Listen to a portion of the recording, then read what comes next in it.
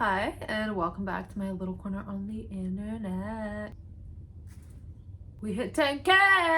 That is actually insane to me. I wasn't expecting this milestone to hit for a while. It's here, so I thought I'd do a little simple Q&A, like get to know me type of vibe thing. So I got you guys to just send through questions, anything you wanted, and we're just gonna do a little sit down chat away. So you can grab yourself a snack, a drink, put this in the background if you just want to hear someone's voice. I wrote down all the questions, all the main questions that I gathered. So I got a lot of questions about my accent, where I'm from, what languages do I speak, and all that pizzazz. And I'm half a Brazilian, half Italian. My accent comes from growing up in Brazil and learning American English and such. And I lived in Australia now, and I was born in Sydney, but soon after that moved to Brazil, grew up there, etc. But I never picked up the Australian accent, so this is my accent. So people often think I'm American or Canadian or something, but no, yeah.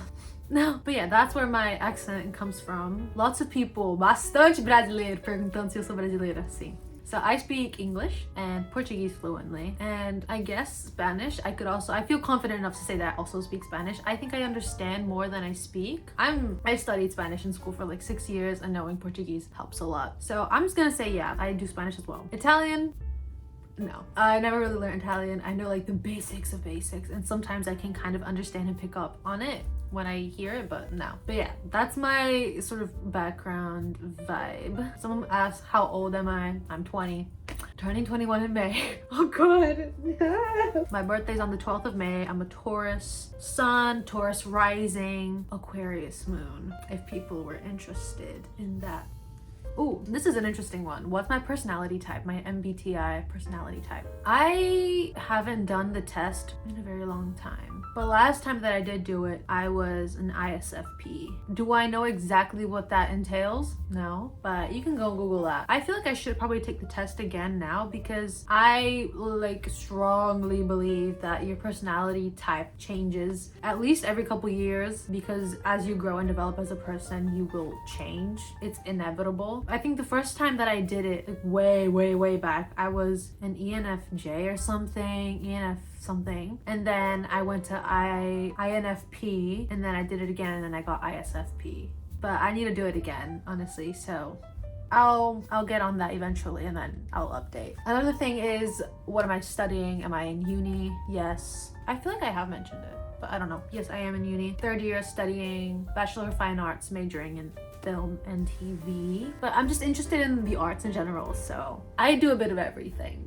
So we're just gonna slowly transfer into the more open general questions. But one thing was my favorite quote of all time. Hear me out. I have many quotes that have really stuck with me, and it's hard to pick just one, but I think one that is kind of very reflective of who I am is, I am nothing in my soul if not obsessive, which is from The Secret History by Donna Tartt. Something about that is just, it's me, because I am a very obsessive person, and you can take that however way you'd like it, but I literally made a poster and I printed it out on my wall here next to me, and yeah, I love that quote. And there's tons of other ones. For example, the fig tree analogy, I love that. That sort of like stuck with me, and I can recite it off the top of my head. There's that one Normal People quote where Connell says, I'm not particularly a religious person, but I do feel God has made you for me. Something along those lines. That is a beautiful quote. And then to go along with that is, what's the book that got me into reading? And then more on that is, what's the first grown-up book that kind of showed me the potency of literature, or like the potential of literature? I don't remember the exact word they used. I think the book that did get me to reading was, I think it was The Goldfinch by Donna Tartt. I picked that up and read it, and then I realized, damn, this is litty. I'm gonna keep doing this. I'm gonna keep reading. And I started taking a book with me to school every day and reading it every morning before class, during breaks. Yeah, I think that was the book that kind of got me back into the groove of everything. But I think the first grown-up book, which I think oftentimes we tend to associate with either like literary fiction or a classic novel, I think I would say Pride and Prejudice was probably that book. I think I started getting into more mature and more complex literature after I read Pride and Prejudice, which was one of the first classics I read. I think the first ever classic was Little Women that I read back in grade 8. But I think Pride and Prejudice was the one where it's like, damn, Jane Austen, your writing is so mind-boggling. It's so good. What the hell? What am I missing out on? And then I had this classics craze back in grade 10. Another thing is my favorite artists from when I was young versus now, which I thought was a really cool question given my background. But I grew up a lot with my parents' music, I'd say. So there was a lot of Maria Hita, my sister and I, did y'all see that dust follicle? Anyways, Maria Hita, she was one that has stuck with me since I was a kid all the way until now. I love her. To this day, I still listen to, what's the name of the album? Samba Meu by Maria Hita. I think that album is one of my favorite albums ever. I love it. And then also, you know, other artists. I didn't really like consciously want to play them or listen to them, but like Legião Urbana, my dad really likes that band. We used to listen to that a lot in the car. Ivete Sangalo. And then also a lot of, you know, Black Eyed Peas, Lady Gaga, David Guetta, things like that. Avicii. But I think one thing, actually, I don't listen to them as much anymore, but one thing that has stuck with me since I was a kid is I grew up watching Violeta. It is one of my favorite shows ever. If you know it, you know it. It's one of Disney's biggest shows ever. There's a lot of music in that show, and I used to listen to that a lot of Violeta music. And to this day, no shame, no guilt, I still listen to it to this day. It's so good. So yeah, but these days, I think some of my favorite artists are, I guess it falls more in the alternative realm. It's always shifting and changing depending on how I'm feeling, and I become really hyper attached to them. But overall, like the 1975, Biba Doobie, Clairo, The Sundays, Elliott Smith, Aurora, love her. And then also Tini, really been getting into Young Miko, but Tini specifically going along with Violeta because she started her own career after that as well. That's my sort of music evolution. We're gonna start shifting into the more open general questions, but there was one question where it was my top 5 favorite books, and it's always difficult because I feel like it's always changing. But my top 5, I would say The Stranger by Albert Camus. I've read that multiple times. I think it's brilliant. It's, I think, the book that kind of got me into absurdism and thinking about that. The Secret History, of course, I will never shut up about that book. The Bell Jar by Sylvia Plath. The Waves by Virginia Woolf. That book really changed me as a teenager when I first read it, and yeah, I need to reread it. I need to read it again with a more mature mind as well, because I feel like it'll be an interesting experience to look back on. And then also Story of a New Name by Elena Ferrante, which is the second book to the Neapolitan Quartet. I loved that book. Next question. Oh, what's a skill that I would like to master? It doesn't matter if I already have it or not. A skill I'd like to master. I thought about this a lot. When I first saw that question, I thought about it a lot. Because I do have a lot of hobbies and I have taken up many different things. I think truly I would love to master guitar / music theory / music production. I did do music school. I did guitar lessons for a few years, and I did learn some music theory, and I did all that for a while, and I'm pretty proficient, you know, and I do songwriting.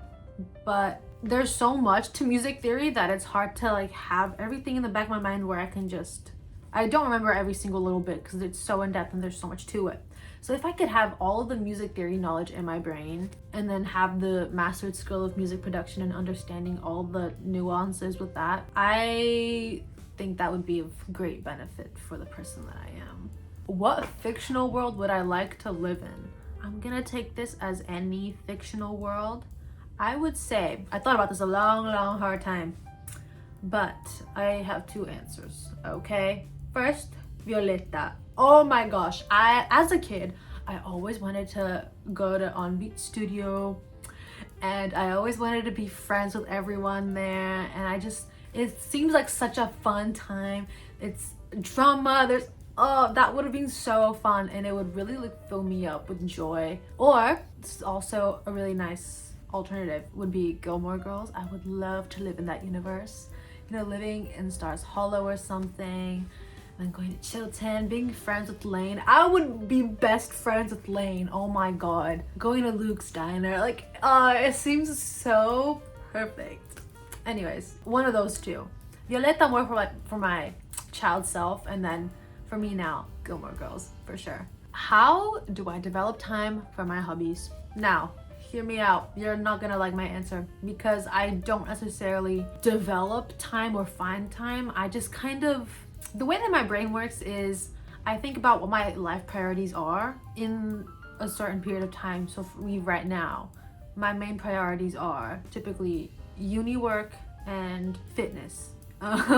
So I always make sure I make time and schedule in my time to see when I have to be at uni and when I have to study, and specific time when I go to the gym or when I do sport or whatever. And then all the remaining time, I just fill it with whatever I feel like doing. And I tend to manage my time pretty well, but I really think it depends. But if you try and block out times for priorities, and then fill in the rest of the times with the little things you enjoy doing, eventually you'll get in the groove of things, and you'll realize that all those things build up and you start seeing progress in the hobbies that you have.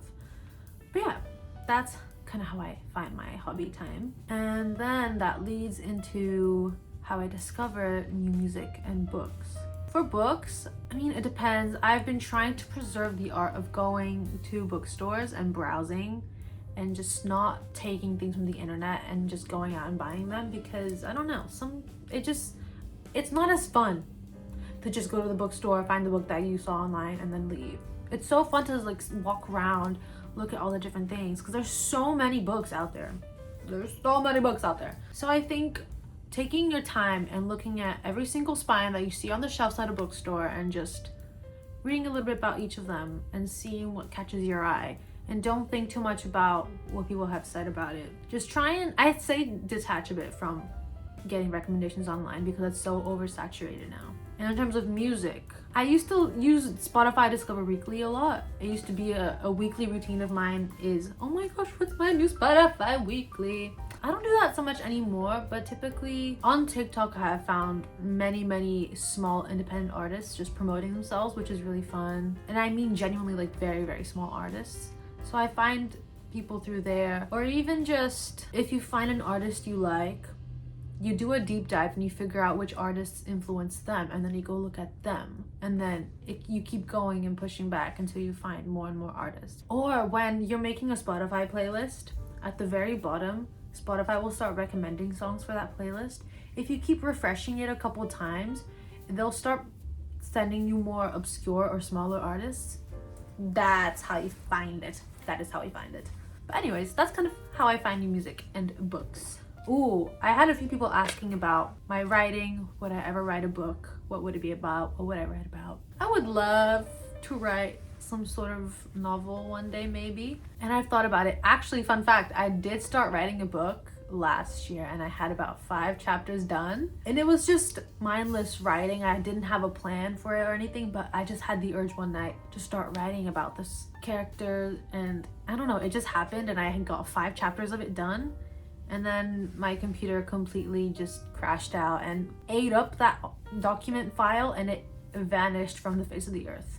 After that, I was just kind of, oh wow, you just did that. But I think that if I were to write, it would probably be semi-autobiographical to an extent, because I take a lot of the things I experience and put that into my writing, especially when I just like personal writings in my journals or in songwriting. But it would likely follow a young woman in her 20s of some sort, and I would want to play around with the theme of obsession and just the mundane life, a sort of no plot, just vibes.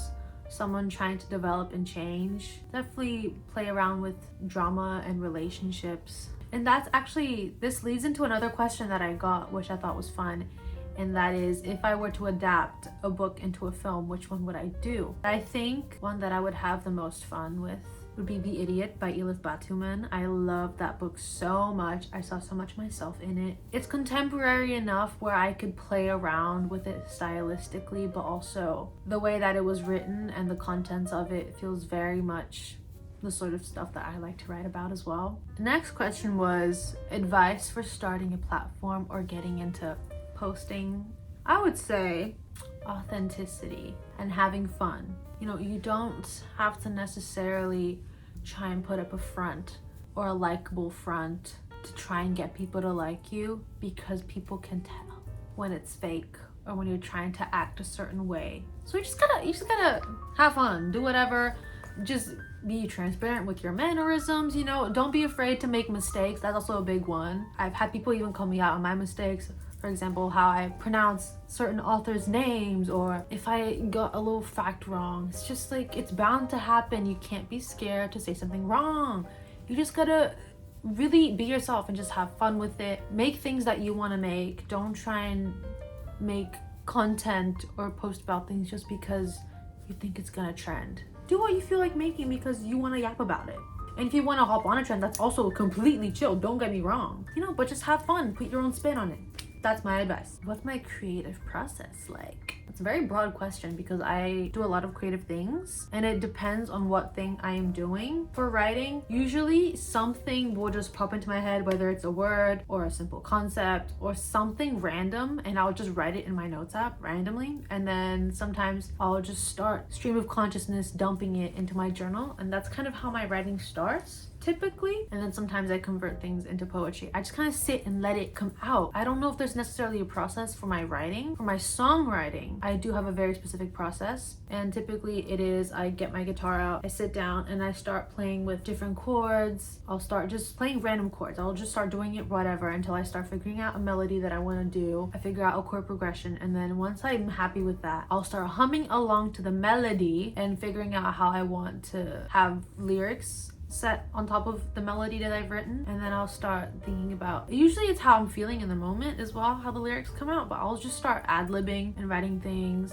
I'll try it again, see what flows and what fits, and I'll just start writing down the lyrics. Usually once I smash out a verse, I'll try and play it through, I'll edit it, and then I'll keep going. Typically, with me, I don't know why, I suck at writing choruses. I don't like writing choruses. It's just not fun for me. I find it very difficult for some reason. But typically, I'll write all the verses first. I'll attempt to write a chorus. I'll get sick and tired of it. I'll give up. I'll put the song down, put my guitar away, come back to the song in a couple days, try to write a chorus again, give up on that, and then write a bridge and then an outro, and then I'll figure out a chorus after that, and then I have a song. And it really just depends. Sometimes I can write a whole song in like 7 minutes. I think it was my record. Sometimes it'll take days. Sometimes I'll start writing something and then not come back to it for months. It really genuinely depends. Yeah, that's kind of my creative process.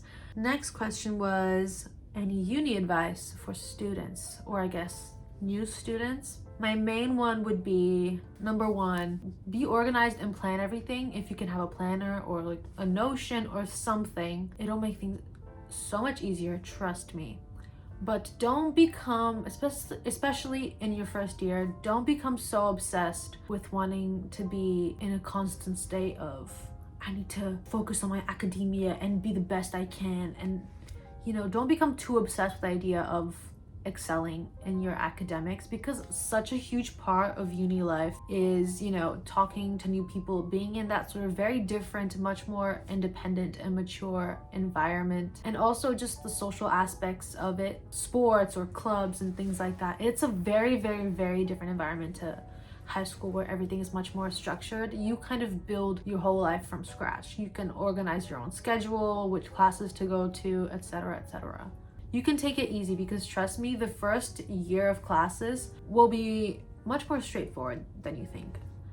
And you'll be able to translate a lot of the knowledge that you already have and apply it to your first year classes. At least that was what my experience was like. Don't be so hard on yourself, because you'll be okay. That's my uni advice. That was my little get to know me Q&A for a little 10K special. It's a very simple video, more of a general thing for you to listen to in the background if you enjoyed. I just wanted to make this because I hope that we can all be besties and you can get to know me, how I am and how I think. I tried my best to get all the main regular questions, but yeah, that's me. Thank you all so much for all the love and the kind comments and the support. You guys are awesome. I've always enjoyed making these things since I was a kid. I get anxious a lot of the time when it comes to talking with people and socializing and making new friends. I'm a bit more introverted in real life, but being able to just yap about my interest and what I like to a camera and not have to worry about anyone else kind of side-eyeing me in real life, it's just fun. So I started doing this and y'all seem to enjoy it, so thanks. But yeah, that's the video. Subscribe if you haven't. If you're new here, you know, welcome. I'm gonna see y'all next time when I'm back with a new video. I hope you all have a magical, wonderful, beautiful day, night, week, month, year, and I'll see you guys next time. Bye.